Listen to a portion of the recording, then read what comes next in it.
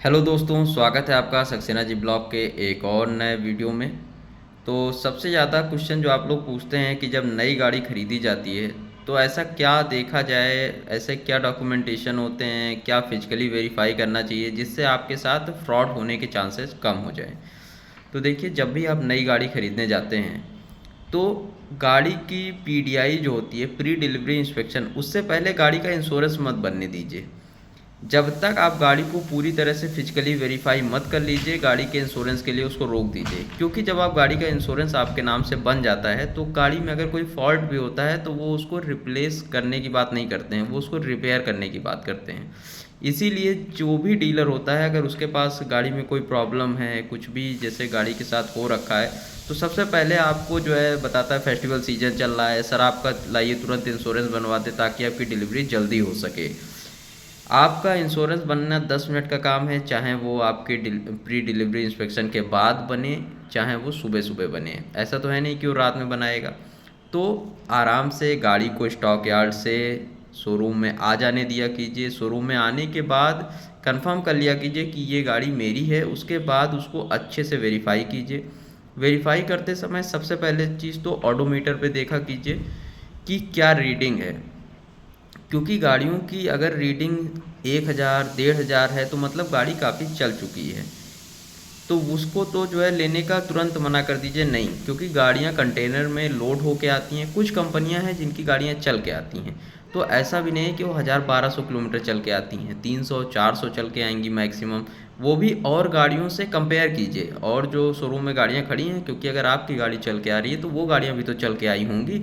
उनकी रीडिंग से वेरीफाई कीजिए। अगर एक गाड़ी में आपको 1000 दिख रहा है, दूसरे में 0 दिख रहा है, किसी में 1500 दिख रहा है, तो डाउटफुल कैटेगरी की गाड़ियां हैं। और अगर किसी भी डीलरशिप पे जो गाड़ी खड़ी है वो 0 किलोमीटर शो कर रही है तो भी जो है उसमें डाउट है कि उसका मीटर बैक किया गया है। क्योंकि कोई भी गाड़ी डीलरशिप के अंदर तो उतारी नहीं जाती है, स्टॉक यार्ड में उतारी जाती है और वहाँ से उसको डीलरशिप चला के लाया जाता है। तो 100 किलोमीटर के अंदर मिनिमम होती है उसकी जो रीडिंग होती है। और दूसरी चीज़, गाड़ी जब भी आप परचेज करिए हमेशा ये वेरीफाई करिए कि गाड़ी कब की मैन्युफैक्चर्ड है। अब इसमें कई डीलरशिप कहते हैं नहीं हमें क्या पता, हम ये नहीं बता सकते। ऐसा नहीं है, सबको पता होता है कि गाड़ी की मैन्युफैक्चरिंग कब हुई है। गाड़ी के साथ एक स्लिप आती है। जैसे जब मैंने गाड़ी खरीदी पहली तो मुझे नहीं पता था कि इन सब चीज़ों के बारे में। तो वो गाड़ी जो है करीबन 4 6 महीना पुरानी थी, वो डीलरशिप पे 4 6 महीने से खड़ी थी। और जब अब की मैंने ब्रेजा खरीदी तो मुझे इस चीज़ से नॉलेज थी। क्योंकि स्टॉक यार्ड क्या होता है, कभी स्टॉक यार्ड अगर आप देख लेंगे तो आप घबरा जाएंगे, इतनी गंदी तरीके से गाड़ियाँ खड़ी होती हैं वहाँ पे। तो वहाँ पर गाड़ियों को थोड़ा बहुत नुकसान होता है। अब नुकसान होता है तो डीलरशिप ऐसा तो है नहीं कि उसको वैसे ही छोड़ देगी। गाड़ी बेचने से पहले उसको वो रिपेयर कर देते हैं, धो पोछ के जो पेंटिंग की समस्या रहती है उसको सॉल्व कर दिया जाता है। अगर चूहा हुआ कुछ काट दिया तो उसको रिपेयर कर दिया जाता है। तो ये सब दिक्कत होती है। तो इस पचड़े में फंसने से सबसे ज़्यादा अच्छा ये रहता है कि जितनी नई से नई गाड़ी मिले। जैसे मैंने सितंबर में गाड़ी खरीदी, नहीं मैंने जुलाई में गाड़ी खरीदी थी, और वो गाड़ी बनी हुई थी जून की, और वो डीलरशिप पे 15 से 17 दिन पहले डिलीवर हुई थी। और मैंने उसको जब देखा था तो मतलब 8 10 दिन पहले मैंने जाके भी देखा था। तो पूरी तरह से उसमें एक स्लिप पड़ी हुई थी वाइट कलर की, उसमें date of manufacturing, date of transport सब उसमें लिखा हुआ था। अच्छी डीलरशिप होती है तो आपको पूरी पर्ची दिखा देगी। चेचिस नंबर से वेरीफाई कर लीजिएगा कि आपकी गाड़ी की ही है। गाड़ी का चेचिस नंबर जब तक रजिस्ट्रेशन नंबर नहीं हुआ रहता है, चेचिस नंबर सबसे यूनिक नंबर होता है जिससे आप कुछ भी वेरीफाई कर सकते हैं। बाकी जो नया मॉडल होगा वो ज़्यादा सुरक्षित भी होता है, और जितने भी अपडेट आए रहते हैं वो सब उसमें मिल जाते हैं। फिर इसके अलावा गाड़ी को जब भी वेरीफाई कीजिए तो सनलाइट में कोशिश कीजिए कि उसको वेरीफाई कीजिए, या जहाँ पे बहुत ज़्यादा अच्छी रोशनी हो, बहुत ज़्यादा रॉड और शोरूम के अंदर। अगर वैसे तो शोरूम के अंदर खड़ी नहीं करते हैं, जो डिलीवरी वाली व्हीकल होती है वो बाहर ही वो लोग खड़ी करते हैं डिलीवरी वाले एरिए में। तो अच्छे से उसको वेरीफाई कीजिए, और अगर अंधेरा है तो टॉर्च जला के वेरीफाई कीजिए। कैसे भी करिए लेकिन इतना क्लियरली देखिएगा कि गाड़ी की रंग, जो कलर है गाड़ी का, वो एक दिखना चाहिए। गाड़ी के कलर में वेरिएशन नहीं होता है, क्योंकि वो हाथ से नहीं पेंट होती है, वो मशीनों से पेंट होती है फैक्ट्री में जहाँ पे मैन्युफैक्चर होती है। इसलिए गाड़ी के कलर में ज़रा सा भी वेरिएशन नहीं होता है। 19-20 का ही फ़र्क नहीं होता है। तो ये दिमाग से निकाल दीजिएगा कि किसी तरह का हो सकता है। और किसी भी प्लास्टिक वाले एरिया में एक भी छींट नहीं पड़ी होती है। कई बार होता है गाड़ी को जब कोई डैमेज हो जाता है, जैसे कंटेनर में लोड होके आई या वर्कशॉप से मतलब जहाँ पे गाड़ी खड़ी की जाती है वेयर हाउस में, वहाँ से शोरूम लाने के दौरान कभी गाड़ी पे कुछ एक्सीडेंट हो गया, कुछ दिक्कत हो गई, तो कंपनी वाले उसको अपने वर्कशॉप में सही करा देते हैं, एजेंसी वाले।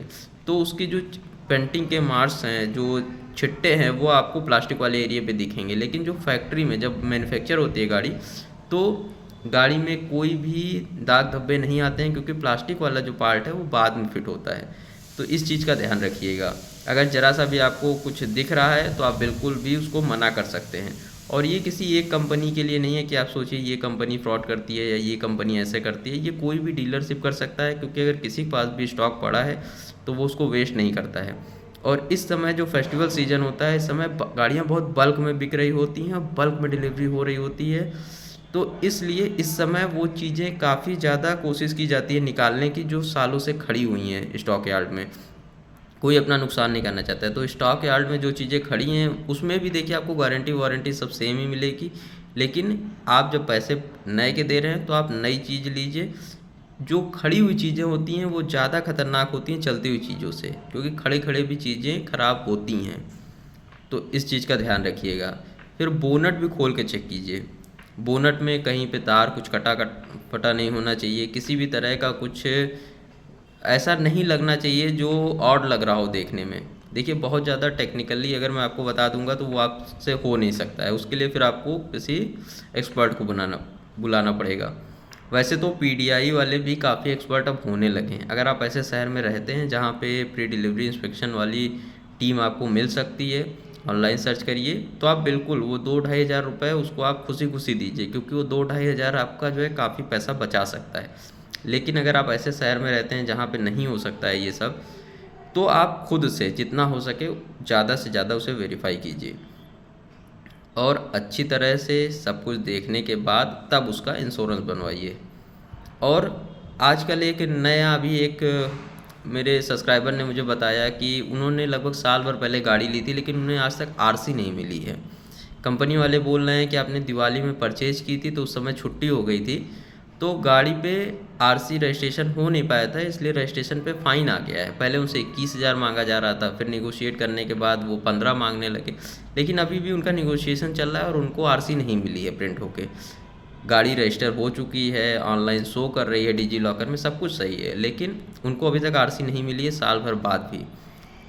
तो अब मैं कंपनी का नाम क्या लूँ फालतू का, एक ये भी लोगों के दिमाग में आ जाएगा कि ये इशू बना रहे हैं।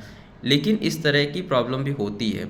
देखिए गाड़ी जब आप परचेज करते हैं तो आप एक टम्परेरी फ़ीस के भी पैसे देते हैं। आप कभी अपना वो एस्टिमेट पढ़िए जो देता है डीलर आपको, तो उसमें एक टम्परेरी रजिस्ट्रेशन नाम से भी वो 3-4 हज़ार रुपये ऐड करता है।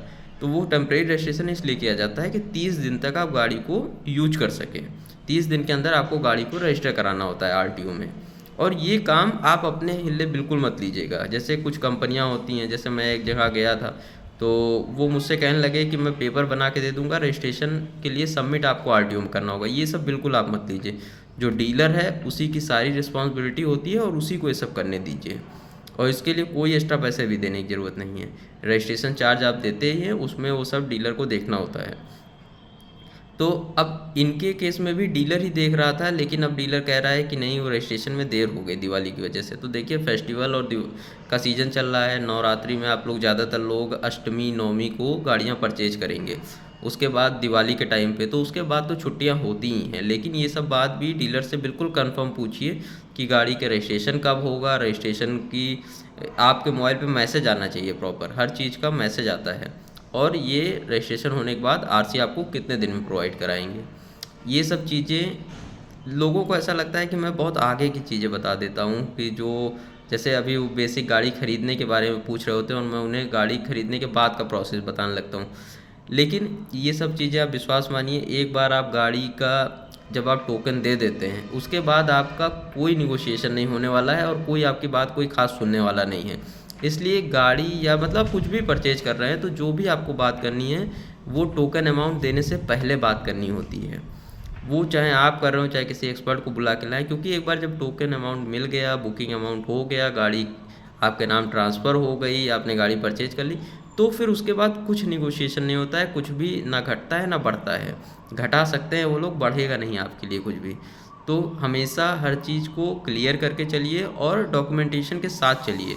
देखिए, मैं अक्सर लोगों को कहता हूँ डॉक्यूमेंटेशन कराइए, तो लोग मुझसे ये कहते हैं कि आप बहुत ज़्यादा अविश्वास दिखाते हैं चीज़ों को लेके। ऐसा नहीं होता है, उसने बोला मेरे परिचित का है, या मतलब कुछ भी लोग कहते हैं अरे कुछ नहीं होगा। आप विश्वास मानिए, कोई भी परिचित का हो चाहे कुछ भी हो, जब भी प्रॉब्लम आएगी वो कभी भी उस चीज़ में डील नहीं करेगा, वो आपको उल्टा पढ़ाना शुरू कर देगा। तो ये चीज़ें मैं देख चुका हूँ, तो आप लोग इस चक्कर में ना पड़िए, वही अच्छा है। हर चीज़ रिटर्न में लीजिए, जब कंपनी खुद कहती है कि हर चीज़ रिटर्न में होनी चाहिए। ओरल चीज़ों की कोई वैल्यू नहीं होती है। आपसे मैं कुछ भी कह दूँ, कुछ भी प्रॉमिस कर दूँ, उसकी कोई मतलब नहीं है। जब आप पैसे दे रहे हैं तो आप प्रॉपर रसीद लीजिए, ओरली कोई भी चीज़ से मत करिए। ज़्यादातर आप पैसे वैसे तो ऑनलाइन दीजिए, सबसे सही तरीका होता है। ज़्यादातर हर एक चीज़ के पैसे 100 रुपये भी देने हैं तो ऑनलाइन दीजिए। उससे एक तो रिकॉर्ड मेंटेन होता है, और हर चीज़ की बिलिंग कराइए, रसीद लीजिए हर चीज़ की जीएसटी के साथ। और इसके अलावा कुछ लोग पूछते हैं और क्या चीज़ें होनी चाहिए, तो गाड़ियों के बारे में जैसे जो चीज़, अगर आपकी डिमांड है, अगर आपको म्यूजिक सिस्टम चाहिए कि 8 स्पीकर होने चाहिए, तो आप ये चक्कर मत पड़िए कि अभी बेस मॉडल या सेकंड बेस ले रहे हैं, इसमें 2 स्पीकर आते हैं, बाद में इसको आफ्टर मार्केट अपग्रेड करा लेंगे। देखिए, जो गाड़ियाँ मार्केट में नई नई आती हैं, तुरंत उसके वीडियो आने लगते हैं कि 50,000 रुपये में, 1 लाख रुपये में इसको अपग्रेड कर देंगे बेस टू टॉप। तो ये सब चीज़ें जो आप लोग कराते हैं, तो इससे आपकी गारंटी और वारंटी वाइड हो जाती है, मतलब ख़त्म हो जाती है। गाड़ी में कोई भी दिक्कत आएगी, इंश्योरेंस वाले तक जो होते हैं, अगर आपकी गाड़ी में कोई प्रॉब्लम आएगी तो आपको इंश्योरेंस क्लेम नहीं मिलता है। वो लोग कहने लगते हैं ये काम आपने बाहर से कराया, इसकी वजह से ये चीज़ डिस्टर्ब हुई और इससे आपकी गाड़ी में प्रॉब्लम आई। तो इन सब चीज़ों से बचिए। जितना आपको रिक्वायर्ड है आप एक कागज़ पे लीजिए, मैंने कई बार आप लोगों को बताया है, एक कागज़ पेन लीजिए, पहले आप अपनी रिक्वायरमेंट समझिए और एक्स्ट्रा बजट से मत भागिए। जैसे कुछ लोग होते हैं, वो लोग पूछते हैं जैसे 8 लाख रुपए की गाड़ी मुझे सजेस्ट कर दीजिए, लेकिन अगर 12 लाख तक भी मैं अपना बजट को बढ़ा सकता हूँ, तो देखिए बढ़ा सकते हैं वो अच्छी बात है, लेकिन एक फ़िक्स होना चाहिए। वेरिएशन जो होता है 10-20 हज़ार का होना चाहिए, ऐसा नहीं है कि 2-4 लाख का वेरिएशन होना चाहिए, ये सही चीज़ नहीं है। और जितनी महंगी आप गाड़ी ख़रीदते हैं, मान के चलिए उसकी जो सर्विस होती है, जो उसके खर्चे होते हैं गाड़ी ख़रीदने के बाद, वो भी हमेशा ज़्यादा होते हैं। तो इन सब चीज़ों से थोड़ा सा बचने की कोशिश कीजिए, एक सही रेशियो में चीज़ों को लेकर चलिए। अपनी सारी रिक्वायरमेंट, चाहे वो सनरूफ हो, चाहे वो एसी हो, फ्रंट वेंटिलेटेड सीट हो, चाहे 360 कैमरा हो, आपकी जो भी रिक्वायरमेंट है आप पहले समझ लीजिए खुद, कि आपको ऑटोमेटिक चाहिए कि मैनुअल चाहिए, डीजल चाहिए, पेट्रोल चाहिए। सब चीज़ पहले खुद से समझ लीजिए, उसके बाद ही गाड़ी ढूंढने निकलिए। क्योंकि जिसके भी शोरूम पे आप जाएंगे उसको गाड़ी बेचना है, और जिसमें ज़्यादा अच्छा मार्जिन होता है, जो गाड़ी नहीं बिक रही होती है, पहले वो आपको वो बेचने की कोशिश करता है। जो गाड़ियाँ बिक रही होती हैं वो तो, उस पे तो वो जो है कभी ना कोई ऑफ़र होता है ना ही कोई डिस्काउंट होता है। हमेशा जो गाड़ियाँ नहीं बिक रही होती हैं या जो ज़्यादा मैन्युफैक्चर होकर खड़ी होती हैं, उसको डीलर पहले निकालना चाहता है। तो अपनी रिक्वायरमेंट बिल्कुल क्लियर रखिए, जब आपकी रिक्वायरमेंट क्लियर होगी तो कोई आपको बेवकूफ़ नहीं बना पाएगा। चलिए, और भी जो आपको मदद चाहिए हो आप वीडियो के नीचे कमेंट कर सकते हैं, या आप इंस्टाग्राम पेज है सक्सेना जी ब्लॉग के नाम से, उस पर आप लोग जाके मैसेज कर सकते हैं मुझे। Thank you for watching Saxena ji blog.